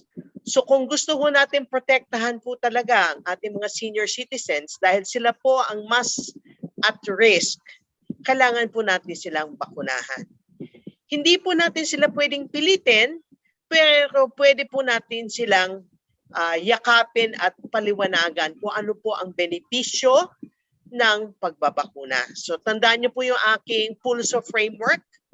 Love kita, halina at magpabakuna. Kailangan po nating kausapin ng mabuti, ipaliwanag po ng mabuti, kunin po ang kanilang pagsang-ayon dahil po lahat po tayo ay may karapatan din pong tumanggap at tumanggi. Pero hindi ko mo may edad ka na ay sige na lang, matanda na ako. Tulad po ng sabi ni Dr. De La Vega, yun po ang tawag doon ay ageism. At tulad po ng sabi ng nanay ko, hindi ko matanda na tayo, wala na tayong purpose in life. So kailangan po natin paalahanan ating sarili, mga kasama po natin, na ang pagbabakuna po ng mga seniors, lalo po kung meron pa silang ibang mga sakit, ay makakabuti po para sa lahat. Kasi ayaw po natin na sila po ay magkasakit at worse po ay kung sila din po ay mamamatay. At meron din po tulad sabi ni Dr. Shelly, yung long COVID. Yung akala mo magaling ka na pero mas lalo pa kang nakaramdam ng kung ano pang sakit ng katawan. Thank you po. Thank you, Doc Nina. Doc Shelly, would you like to have a rejoinder po? Tama po lahat ng sinabi ni Doc Nina. Agree po ako. Talagang priority po ang senior citizen kasi nasa kanila po yung lahat halos ng komplikasyon, no? At hospitalization and death. Thank you po, Yun lang Doc po. Shelly. So for our next question po from Miss Eileen Osias, isa pong viewer natin sa Facebook. Yusek Rosette, bakit daw po kailangan natin ng waiver? Kasi po ang mga bakuna noon wala namang waiver.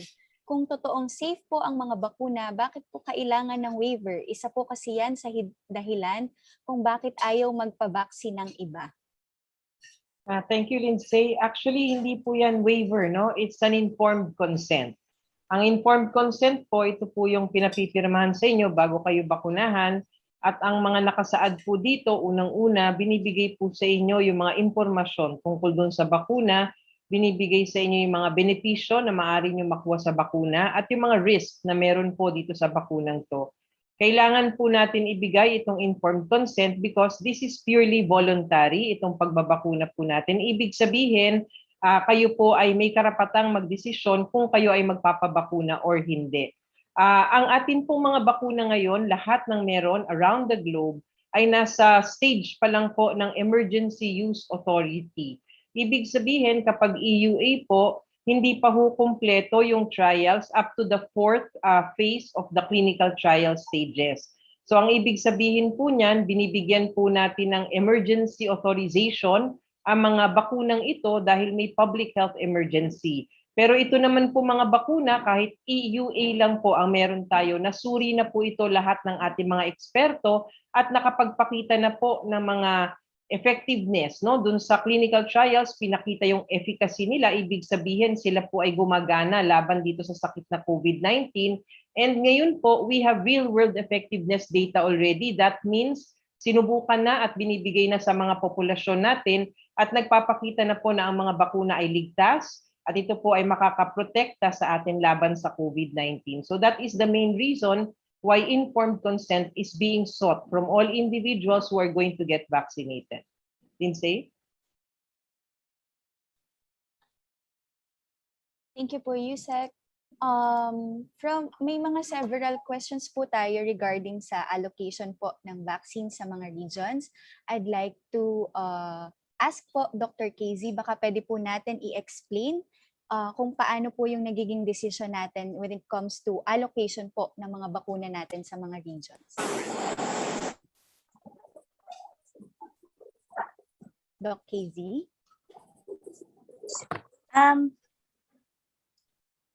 good morning once again, no? With the allocation po of the vaccines, no? And first and foremost, ang nangyari talaga with especially on the past few weeks, no? We had very, very limited vaccine supplies to push for the vaccination, especially for the first dose vaccine, no? So, in the past week, yung focus talaga was really to vaccinate yung second doses kasi wala tayong supply to push for the first doses. Most of our reserves were only for vaccines to be administered as second doses. So, isa sa mga limitasyon natin is really the vaccine supply. So, however, last week, medyo madami po yung dumating na bakuna, no? Kasi dumating yung AstraZeneca. We had a few supplies also of Moderna. With the AstraZeneca, we had a donation from Japan na dumating. We also have the AstraZeneca procured by the DOH, and with the Moderna, we had a few na dumating din, hindi masyadong malaki, no? Just a few thousands, pero meron. And then dumating din yung Janssen vaccine or J&J vaccine. And then this week, parating din yung Pfizer vaccines natin. So ngayon, medyo marami yung bakuna natin, no? As you can see sa mga data na pinapalabas, we are nearing around 28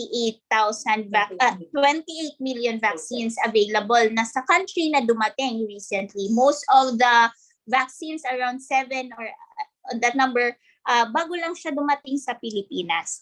So, paano ba yung allocation? So, yung strategy po ng vaccine cluster, first and foremost, first was to do the focus and expand strategy. So yung finocus po ng Secretaries Galvez natin and Secretary Vince Dizon on the rollout of the vaccination was to focus also on the national capital regions and other 8 areas.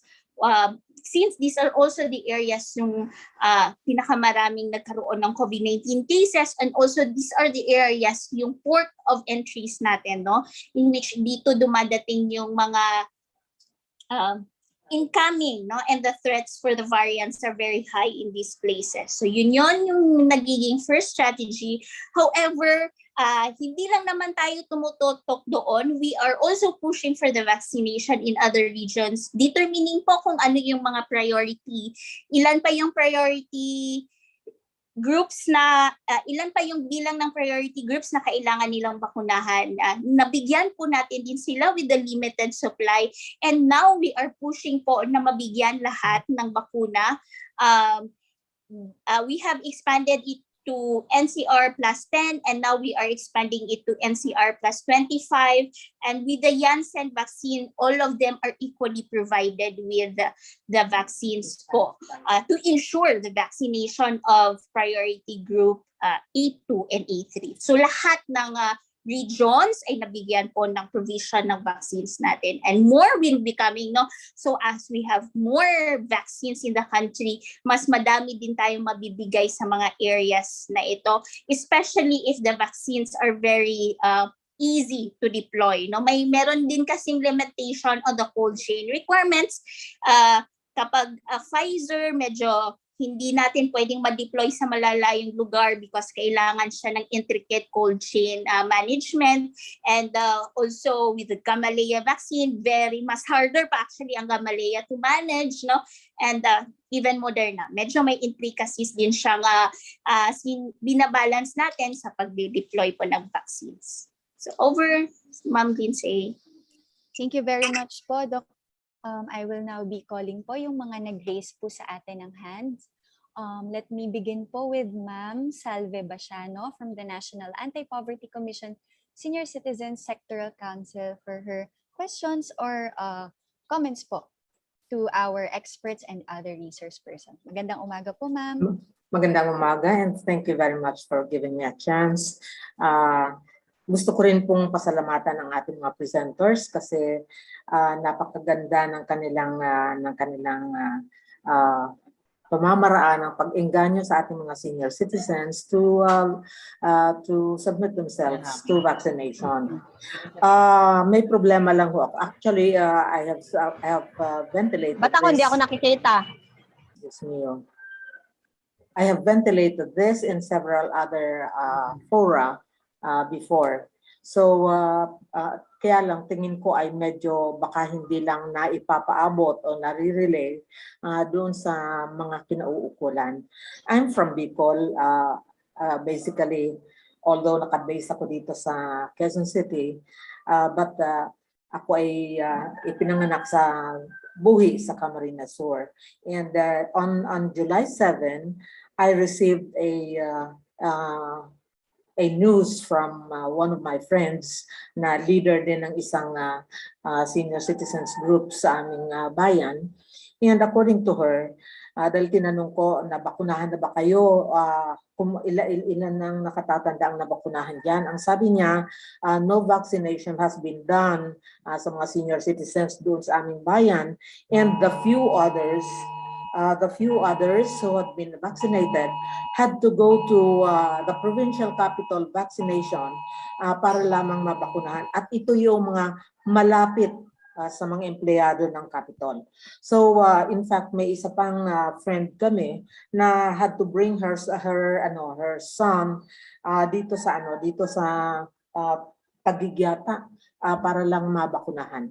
So this is my problem. We keep campaigning and the campaign is very good. You're succeeding, marami ang mga naiengganyo.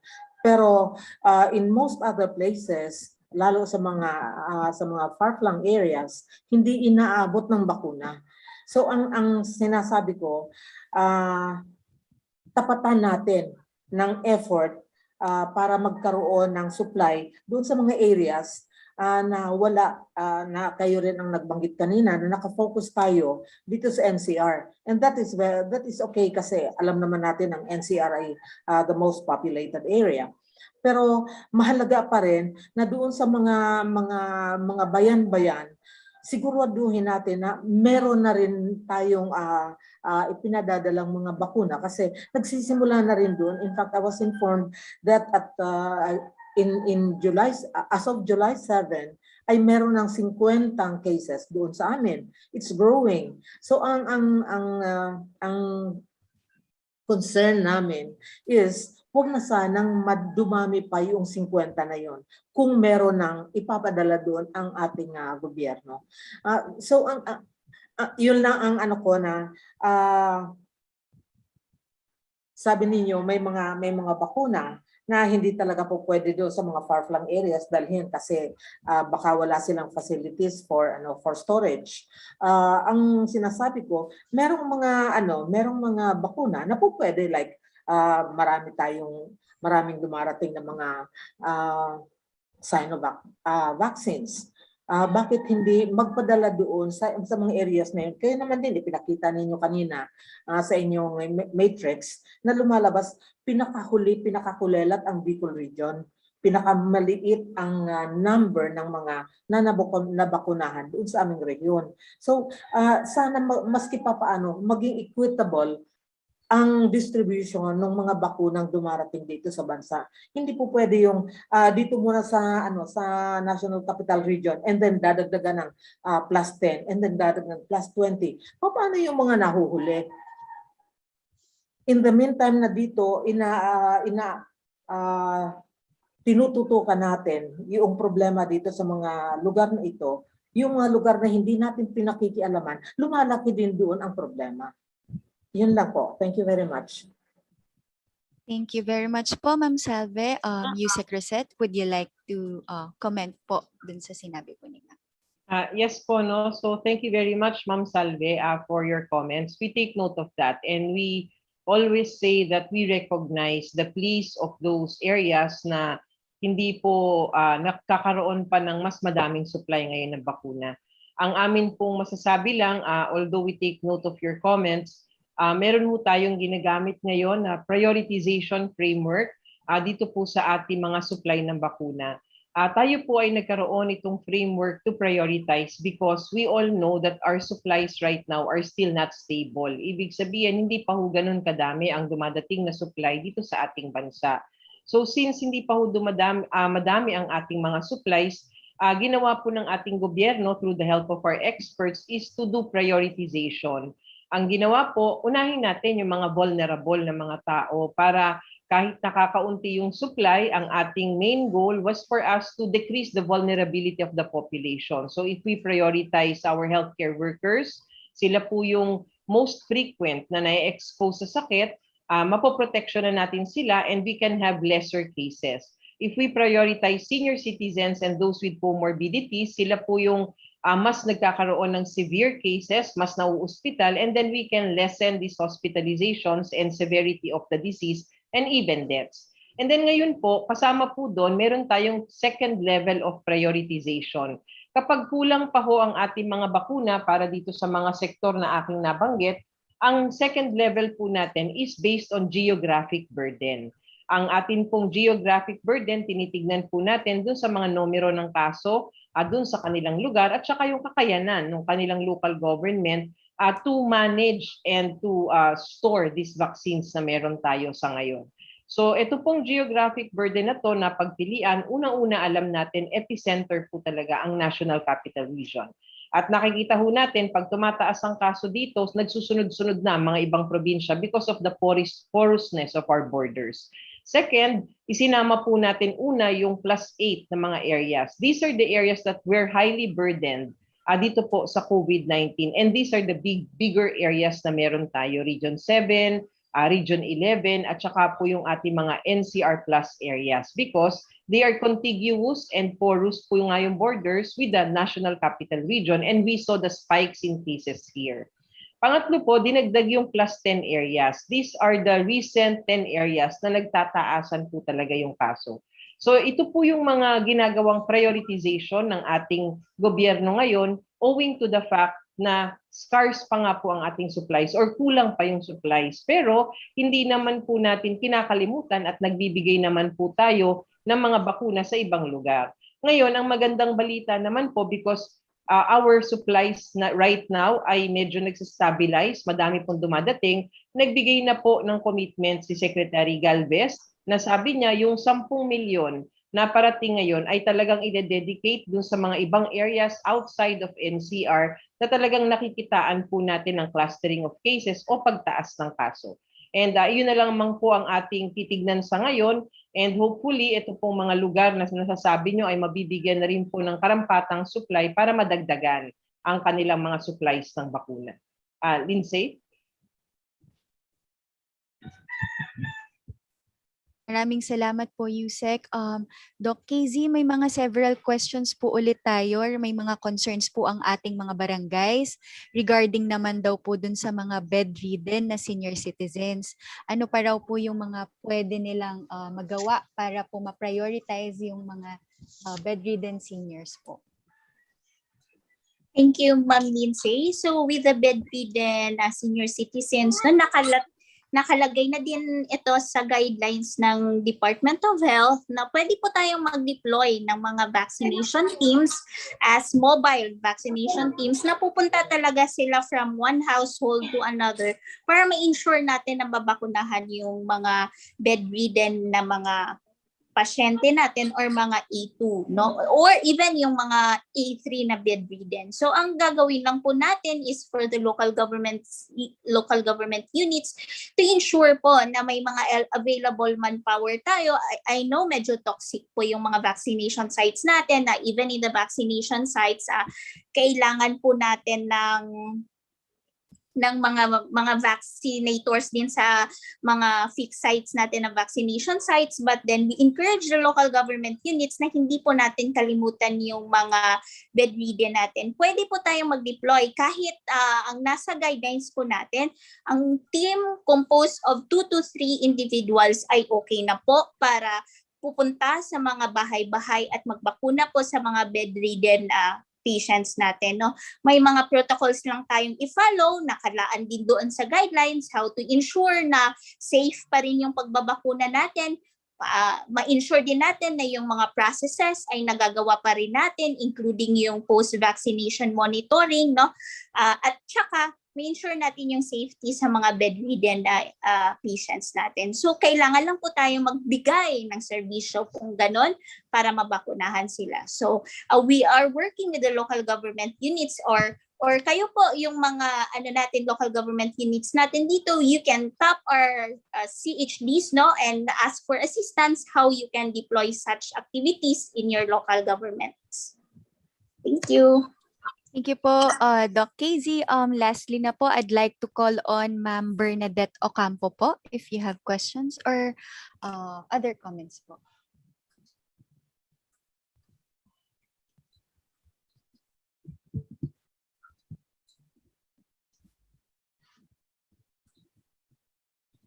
Ma'am Bernadette, are you still in the call po?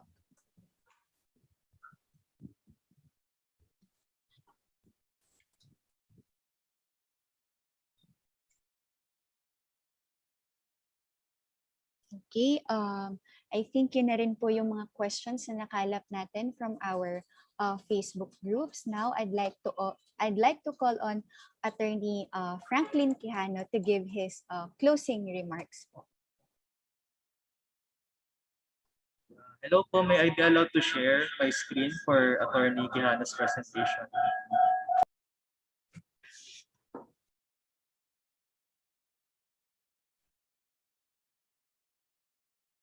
Good morning, Lindsay. Would you please allow us to share? Yes po, team please. Yeah, si Charles lang. Good morning, everyone. Thank you very much, Yusek Rosette Berheri, for the very lengthy discussion. And of course, Dr. Nina, Dr. Shelley, and everyone else. Maraming salamat po for attending. There are already 395 of us here, and I hope that some more will attend the town hall meetings. Charles? You know, learning from everything, I can deduce that immunity is the name of the game. When I was a kid, I tended to really be playing around and strong. And I'm convinced na talagang if you are born into this world, mataas po ang immunity po. Then of course, as a child is born into this world, may booster sa immunity in the sense that yung mother's milk ay nakakadagdag ng immunity. And so I hope that even as we are concerned over this subject, we will spread to everyone the news that kailangan talagang i-build up ang immunity natin. And so I'd like to confess, I am a COVID victim, if I will call it, in October or in November. I was going around Manila just as I was appointed as a chairperson of the National Commission of Senior Citizens. Naglibot po ako sa Manila and eventually I got COVID. What was good about it is I was asymptomatic. So I was told that medyo advantage mo kasi you are healthy and nag-exercise ka. But then again, you have to realize na natamaan talaga ako. So even as I was asymptomatic, hindi pa puno yung mga hospital noon, I was brought to the hospital to be observed. And I realized na talagang mahirap pala ang nagkakasakit ng COVID. Yung mga kasama ko po sa hospital ay ine-x-rayhan but they were on their beds. So dinadala yung bed para ma-x-ray yung mga pasyente. Kung kaya, it's really good not to be affected by COVID. In fact, for a time, I thought dahil natamaan ako ng COVID, may immunity na ako. But then I realized that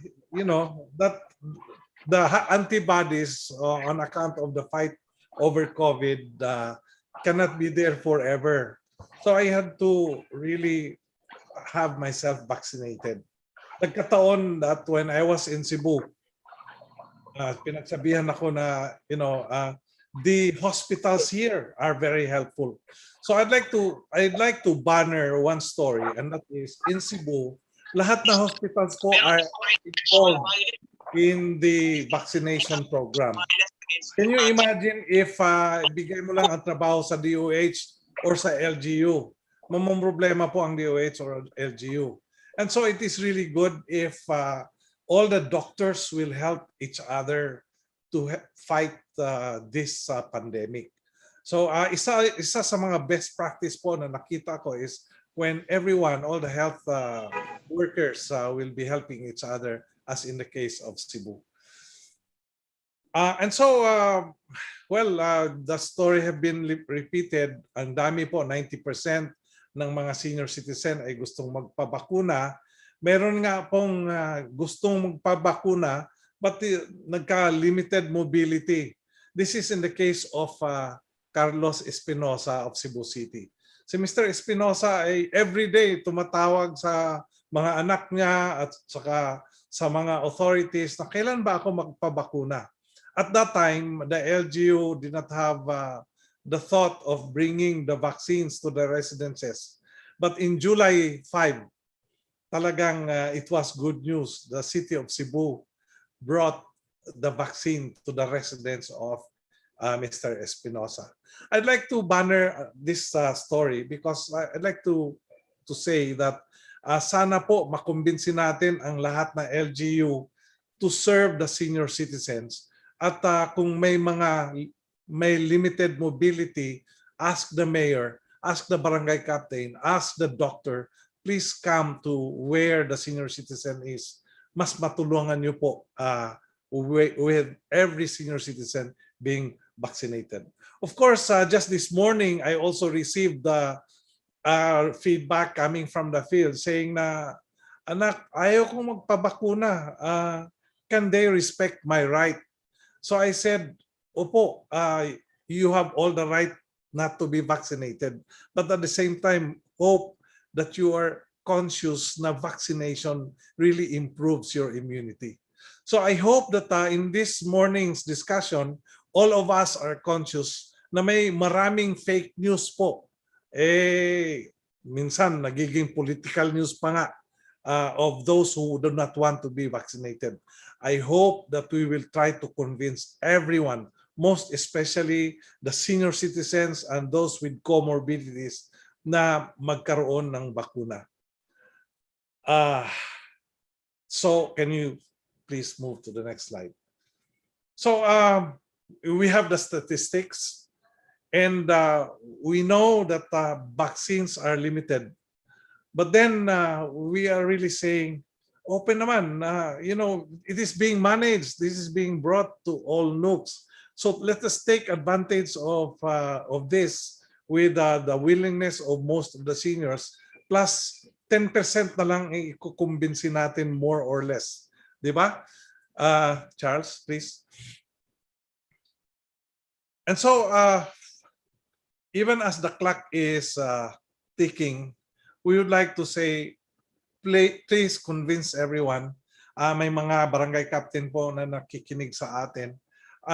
Ang discussion ko with some doctors is really, unahin natin ang senior citizens at saka may comorbidities. Kasi pagka na-cover natin yung mga senior citizen at yung may mga comorbidities, mas madali nating maabot ang herd immunity.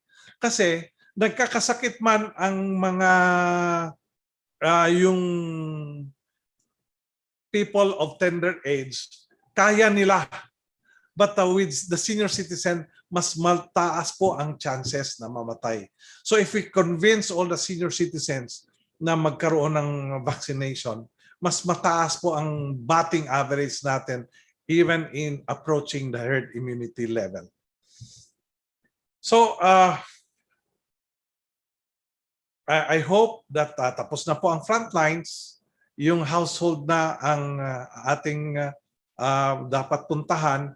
And then of course, yung mga senior citizen na may mga house helps. Sana po pati yung mga tumutulong ng senior citizen, yung mga household helps, makumbinsi din kasi even as may bakuna yung mga senior citizen, yung mga house helps ay nangangailangan din na hindi makaapekta sa mga senior citizen. So sinabi na po ni Dr. Casey yung sequencing of vaccination, availability of vaccines. But I would like to hope that this will be emphasized na may magkaroon ng priority lanes yung mga senior citizen, that kung maaari may mga mobile vaccination units na sana kung kailangan yung mga hindi mobile at ayong pumunta sa ibang lugar kasi yung vaccination sites ay may maraming tao, sana maging house to house, lalo na yung mga elderly. And then of course, we hope that all of us, the whole of the nation, the whole of government will cooperate, coordinate, and collaborate over the vaccination program. So protecting our elderly really protects our economy. Sana po we will all realize that yung mga elderly natin are consumers, and some who are retired and may mga income are consumers na maigagasto para maibalik yung sigla ng economy. Not only are we consumers, we are also producers. The senior citizens have lots of thoughts. Magagaling pa po yung mga productivity nila. By vaccinating the senior citizen, we will also be able to help in the turnaround of this economy. So we hope that we will be able to contribute to the global goal. Hindi po porke protected na ang Pilipinas ay protected na ang buong mundo. Kaya no one is safe until everyone is safe. And it starts with a senior citizen. I hope that if you have feedbacks, you will send your feedback to phncsc@gmail.com or send a letter to Mabini Hall at Malacanang. We really would like to pray that all the sectors, our doctors, DOH, WHO, our mayors and our barangay captains, and all the senior citizens organizations and association will help each other. Let us conquer the problem by uniting. God bless us all. Maraming salamat po, Attorney Quijano. Before we officially end yung program po natin para sa Cluster A, para sa ating mga partners from Luzon, may we have final words po from our experts. Dr. Ranina? Thank you, Lindsay. Nilagay ko po sa chat box, ang pagbabakuna po ay dagdag po na proteksyon laban po sa COVID-19. Huwag po nating kalimutan na maghugas pa rin po ng kamay, mag-physical distancing po, pero socially connected, meaning nakikipag-ugnayan po tayo pero hindi po tayo magkakalapit physically. Ang tamang pong pagsuot ng face mask, hindi po siya kwintas. Ang tamang pong pagsuot ng face shield, hindi po siya headband. No? Ang tama pong pagkain, ehersisyo, lahat po yun ay makakatulong po sa atin. So importante po na dagdagan po natin ang mga panlaban po natin. Alam ko po na marami na pong naiinip doon sa interesado pong magpapakuna kasi kulang po ang supply. So nakikiusap din po kami sa dagdag pa hong pag-aantay at pasensya at pakikisama po sa ating lahat. Mababakunahan din po tayo sa panahon na angkop na po ang supply at kung eligible po tayo. Yakakin po natin lahat na magpabakuna kasi makakabuti po sa ating bayan at tayo po ay makaahon na po sa dami ng problema pong hinaharap ng ating bayan. Ang kalusugan po ay karapatang pangtao. Ang bakuna po ay karapatan ng bawat Pilipino. So stay safe po, ingat po tayong lahat at mabuhay po ang Pilipinas. Thank you po. Thank you, Doc Nina. Doc Shelly? Tayo po ay nasa Decade of Healthy Aging. Decade of Healthy Aging po was declared last year, no, by the United Nations and the WHO. At alam po sa ating mga senior citizens, gusto po nating magampanan ang ating tungkulin na nakakapagdagdag ng halaga sa ating well-being, no? At sa kalidad ng buhay.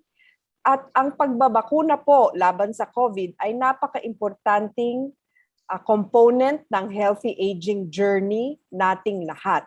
So para tayo po ay magpatuloy na maging functional in all ways that are meaningful to us, that add meaning and well-being to our lives, we need to get vaccinated against COVID. And other, pati na rin po yung flu and pneumonia vaccine. Pero COVID vaccination po, napaka-importante. Vaccination po is a right. I think that we need to look at it. Ito po ay karapatan ng senior citizen. Lahat po ng senior citizen ay kailangan mabakunahan. So, salamat po sa inyong lahat sa pakikinig po dito. At kumbinsihin po natin ang ating mga kabarangay kasama sa Federation and organizations of senior citizens, sa mga kapamilya na tayo po ay magpabakuna laban sa COVID. Salamat po sa tulong ng DOH at lahat po ng naririto ngayon sa mga LGU at saka sa National Commission for Senior Citizens. Salamat po sa inyong lahat. Maraming salamat po, Doc Shelly, and that concludes our town hall po para sa Tutok A to Senior Citizens. Babalik din, for a while po, magsa-start naman po tayo para po sa ating Cluster 2, para naman po sa mga Visayas regions po natin. Maraming salamat po and we'll be starting in a while din po ulit. Salamat po. Thank you po. Bye po.